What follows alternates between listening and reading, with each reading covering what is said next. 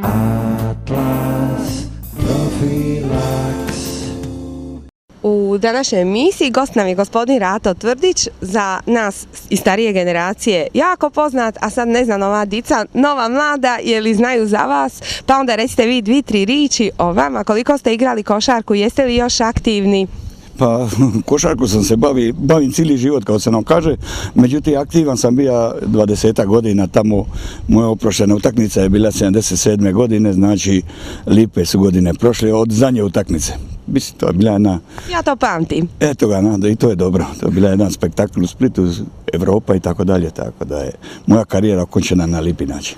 I kad ste završili karijeru, jeste li ostali u sportu aktivni, onako da igrate? Ne mislim takmičarski, nego da svaki dan ste aktivni sportski. Ja sam dosta slušao upute liječnika kako se ostaviti od tih velikih napora 2 puta dnevno po 2 sata i tako dalje, tako da jedno 10-15 godina sam striktno vodio računa o tomu i radi srca i radi svih drugih ovih tegoba koje bi me mogle zateći, tako da sam ti prelazni period od mirnog života od velikog aktivnog igranja do mirnog života prošao bezbolno, ako se tako može reći. A na što se sad svodi vaša fizička aktivnost? Međutim, godine činu svoje i pamtu ono što se događalo kad si bio mal, tako da sam ja počeo osjećati probleme u donjem dijelu kralježnice, lumbarnom dijelu, počeo sam osjećati probleme malo oko u vratu, međutim mislio sam sve to je prolazno, međutim to je dolazilo sve gore i gore. Evo, malo prije ste mi rekli da auto niste mogli voziti s lakoćom, niste mogli gledati u rikver s lakoćom. Tako je, nisam se mogao baš okrenuti,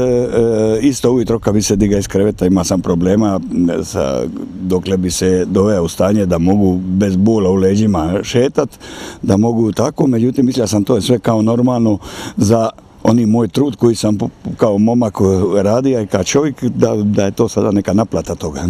I kako je došla do vas informacija o Atlasu? Pa sasvim slučajno, ja sam se na te probleme počeo tužiti, dosta sam bio na masaže, radio razne da bi olakšao sebi kretanje i onda jedan moj prijatelj mi je predložio da u Splitu isto postoji to ljudi koji namješaju ti prvi kralježnjak i Atlas i da bi možda da ide samo na pregled, da vidu je li to pomaknuto ili nije pomaknuto.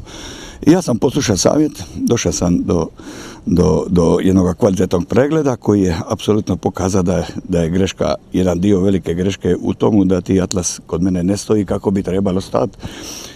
Ja sam pristao da se to namjesti kako Bog zapovida i mogu vam reći da već odmah od toga momenta ja sam drugi čovjek što se toga tiče. I sad već je prošlo neko vrijeme, jer većini je dobro odmah nakon tog trena, međutim meni su najzanimljiviji ljudi i godinu i 2 ili mjesec nakon toga kad vidimo je li stvarno to trajno. Pa sigurno je prošlo već, ja mislim od tada godinu 2, idem redovito malo na masaže i tako dalje da bi tu muskulaturu, jer prije ima vrlo jaku muskulaturu, sad je to sve skupa atrofira pomalo, ali međutim mogu kazati da je bol u leđima skoro pa nestao.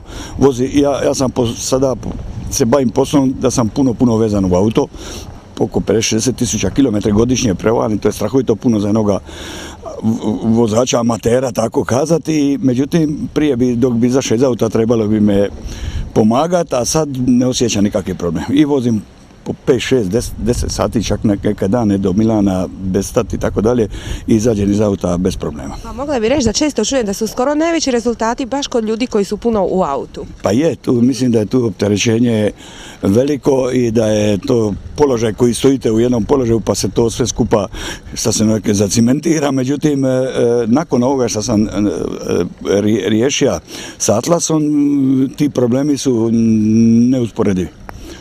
Isto kako u vratu, tako i u donjem dijelu. Znači, sa namještanjem vrata riješili smo i lumbalni dio. Tako je. Hvala vam.